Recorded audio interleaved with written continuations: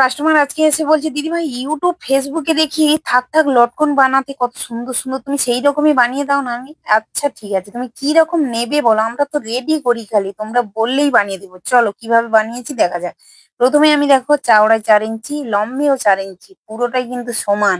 এইভাবে সবগুলো কাপড় কিন্তু আমি কেটে নিয়েছি। এরপর কিন্তু লটকনের যে ডোরটা, এটা কিন্তু 1.5 ইঞ্চি আমি চাওড়ায় নিয়েছি, আর লম্বাই তোমরা যতটা নিতে পারো, কাস্টমার যেরকম পছন্দ করে সেই রকমই নিয়ে নেবে। দিয়ে আমার হাতের মাথায় একটা দেখো খাঁচি ছিল, ওইটা দিয়ে কিন্তু আমি উল্টে নিচ্ছি। সোজা দিকটা যেহেতু সামনে ভেতরে ছিল, উল্টে দিলে সোজা দিকটা সামনের দিকে চলে এলো। দুটো কিন্তু একই প্রসেসে বানিয়েছি। এবার আমি আস্তিনটা একই মাপে দেখো, এই যে 4 ইঞ্চি 4 ইঞ্চি নিয়েছিলাম, ওর মাপে কিন্তু একটা আস্তিন কেটে নিয়েছি। পুরো তোমরা যতগুলো ফুল রেডি করবে ততগুলো কিন্তু আস্তিন কাটতে হবে। কেন কি এটা ডবল ডবল কাপড় যায়, সেই কারণে কাপড় যদি কম থাকে আস্তিনটা ভেতরে দিয়ে দিলে কোনো সমস্যা নেই, ফুলটাও দেখতে ভালো লাগে। চারপাট এইভাবে সেলাই করে দিলাম, এইভাবে ভাঁজ করে মিডিলে একটা চিরকুট দিয়ে দেবো ছোট্ট করে। কেন কি, যেহেতু আমার সোজা দিকটা ভেতর দিকে আছে, ওটাকে যখন আমি উল্টে দেবো সোজা দিকটা সামনের দিকে চলে আসবে। বোঝা গেছে? এই দেখো আমি একটা স্ক্রু নিয়ে কিন্তু চারটা যে কোণ, সেই কোণগুলো কিন্তু আমি ঠিক করে নিলাম।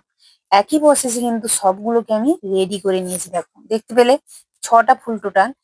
একটা একটা লটকন, একটা একটা ডোরে কিন্তু 3টে করে ফুল থাকবে। দিয়ে আমার হাতের মাথায় একটা, ও যেহেতু বলেছে একটু নতুন, দিদি ভাই ফুলটা যেন সুন্দর হয়, আমি ভাবলাম এর চারদিকে যদি একটা পাড় বসিয়ে দিই খুব সুন্দর লাগবে দেখতে। সেই কারণে কিন্তু চারিদিকে একই প্রসেসে দেখো সবগুলো রেডি করে নিয়েছি।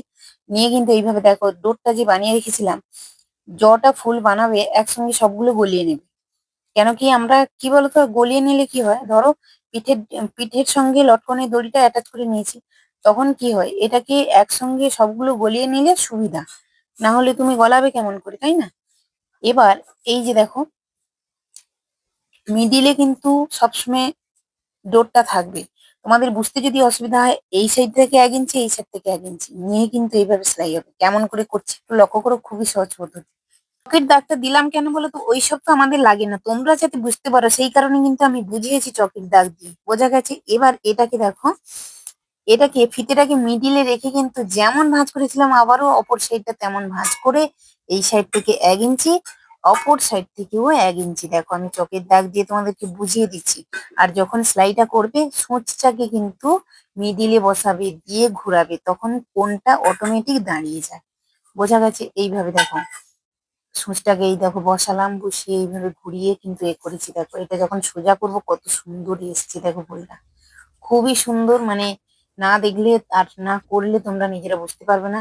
একটা খারাপ কাপড় নিয়ে তোমরা আগে প্রথমে রেডি করো যে এটা কেমন এসছে, টুকরো কাপড় দিয়ে আগে বানাই ছোট্ট করে, তারপরে দেখবে দিদিভাইয়ের মুখের কথাই নয়, খুবই সুন্দর একটা লটকন। বলতে বলতে কিন্তু দ্বিতীয় ফুলটাও রেডি করে ফেলছি। আমি তোমাদেরকে একটা কথা বলছি, দেখো এই যে দ্বিতীয় ফুলটা বানাচ্ছি, মিডিলে কিন্তু আমি 1.5 ইঞ্চি গ্যাপ রেখেছি। কেন কি, যখন এটা সোজা করব তখন কিন্তু ওই গ্যাপটা পূরণ হয়ে যাবে। বোঝা গেছে? ওটা বুঝতে পারবে তোমরা নিজেরাই রেডি করলে। সবগুলো আমি একই প্রসেসে কিন্তু বানিয়ে নিয়েছি। কেমন হয়েছে অবশ্যই কিন্তু কমেন্টে জানাতে ভুলবে না।